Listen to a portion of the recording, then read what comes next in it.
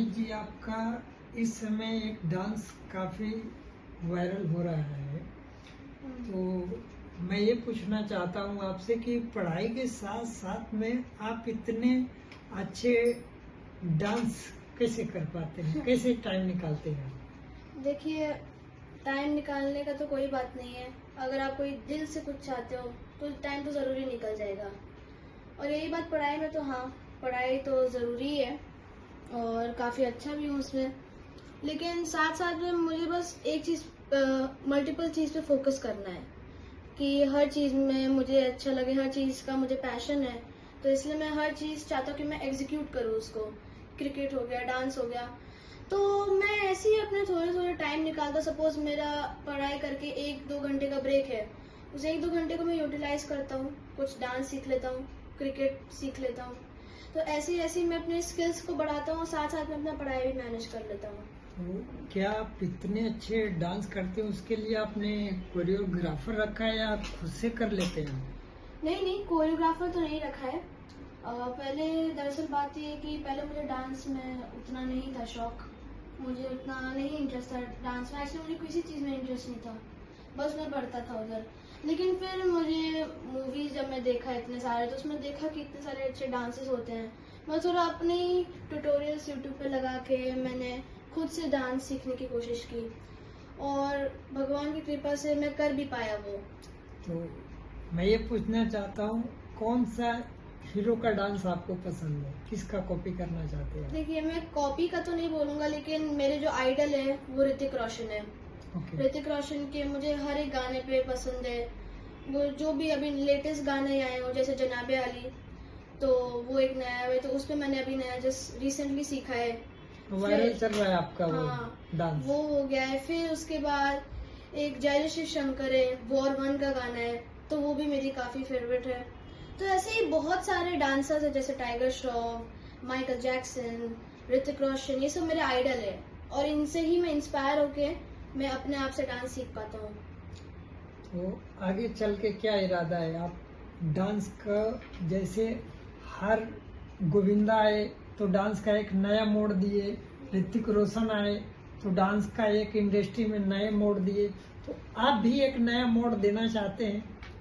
देखिए, अभी तो फिलहाल ये सब तो साइड की बात है कि मैं डांस करूँगा आगे या नहीं करूँगा। फिलहाल तो अभी मैं अपने स्टडीज़ पे फोकस करता हूँ। लेकिन हाँ, मेरी जो नानी है उनके करीबी में बहुत सारे लोग हैं, तो मैं एक ऐसा, आपकी नानी क्या है?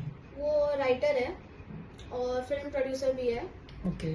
तो उन्होंने काफ़ी मूवीज़ भी प्रोड्यूस की है और एक जो फैन का जो गाना है भोजपुरी में, वो उन्होंने ही लिखा है।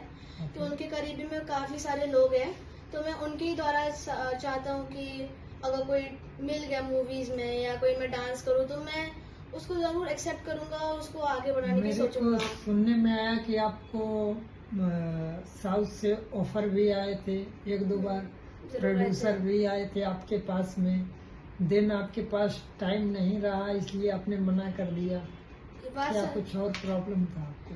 नहीं, ये बात सच है। मुझे आए थे ऑफर, मैंने ज़रूर उसको मना किया और उसका कारण ये था कि मैं उस समय स्टडीज़ था, तो मैं उसको नहीं पीछे छोड़ सकता, मतलब उसको मैं सेकेंडरी में नहीं रख सकता था, वरना कोई प्रॉब्लम नहीं था। मैं ज़रूर करता वो मूवीज़ को, पर मुझे वो टाइम नहीं मिल पाया, इसलिए मैं उसको एग्जीक्यूट नहीं कर पाया वो मूवीज़ को। अभी आपको ब्रेक मिलेगा या जो दो तीन लोग आपको अप्रोच किए हैं, तो कैसे काम करेंगे आगे कि नहीं करेंगे आप, कि खुद से करेंगे? नहीं, खुद से करने की तो बात नहीं है।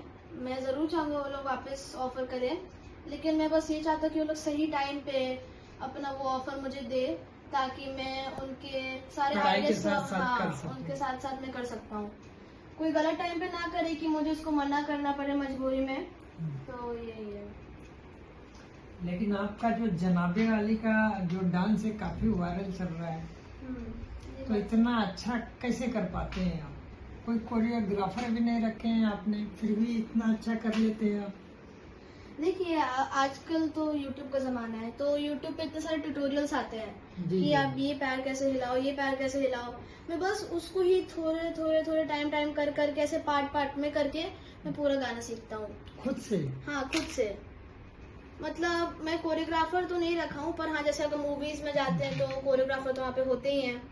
तो अभी मैं ये ऐसे सीख गया डांस किया, वो कोरियोग्राफर मुझे कोई स्टेप दे तो मैं उसको अच्छे से प्रॉपरली अच्छे तरीके से मैं एग्जीक्यूट कर सकता हूँ। और मेरे को सुनने में आया कि आप स्कूल में अपने कैप्टन भी हैं। ये बात सच है, मैं कैप्टन भी हूँ अपने क्रिकेट टीम का, बास्केटबॉल टीम का भी मैं कैप्टन हूँ। और अभी मैं अपने स्कूल का भी, मतलब उसमें एक हॉल ऑफ फेम होता है, तो उसमें मेरा नाम जुड़ा हुआ है 6th स्टैंडर्ड में, 6th स्टैंडर्ड के दोनित कुमार। तो इतनी सारी चीजें आप मैनेज कैसे कर लेते हैं? दिन का रूटीन क्या रखते हैं आप पढ़ाई के साथ में? दिन का रूटीन तो ये है, पहले तो मेरा मंडे टू फ्राइडे स्कूल रहता है, तो 7 o'clock से 1 o'clock तक मेरा स्कूल रहता है। 1:30 को मैं घर पे आता हूँ और मैं फटाक से सब कपड़े वपड़े चेंज करके सब कुछ अरेंज करके घर में खाना खा के फटाक से सो जाता हूँ। फिर मेरे कोई जो है ना, कोई ट्यूशन, कोई सर या मैडम आते हैं, बस एक आध दो सब्जेक्ट की ट्यूशन्स के लिए, तो वो होता है मंडे और वेडनेसडे। तो उस समय मैं बस उठता हूँ 4 o'clock 4:30 ऐसे टाइमिंग्स पे आते हैं वो, तो उस समय मैं उठता हूँ, अपना पढ़ता हूँ और फिर मैं 1 घंटे की ब्रेक लेता हूँ। पर उसके बाद मैं वापस अपने पढ़ता हूँ, फिर वापस ब्रेक लेता हूँ और फिर मेरी मम्मी आती है, फिर मुझसे पूछती है और फिर वो भी मुझे पढ़ाती है। मतलब कि मेरा मेन मोटो ये है कि इतना देर नहीं पढ़ना है। हाँ, भले ही मैं अच्छा हूँ तो इसका मतलब ये नहीं कि मैं 5-6 घंटे पढ़ता हूँ, 1-1 घंटा पढ़ता हूँ। अगर 1 घंटा पढ़ा तो मतलब 1 घंटा ब्रेक लिया मैंने। और वही जो 1 घंटा मैंने ब्रेक लिया उसमें मैंने अपना डांस सीखा, स्विमिंग सीखा, क्रिकेट सीखा, एक्सेट्रा। गुड। तो बहुत अच्छा लगा आपसे बात करके। और आपके उम्र के सारे बच्चे आपसे, उनको भी कुछ सीखने को मिलेगा कि आप इतने कम उम्र में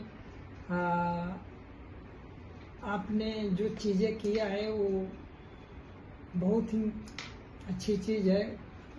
कोई सोच भी नहीं पाता है जो आपने कर लिया है। तो और बाहर में आपका 2-3 इंटरव्यू वाले लोग वेट कर रहे हैं, सो दैट मीन्स हम ज़्यादा टाइम आपका लेंगे नहीं, आपने जो दिया। धन्यवाद। Thank you.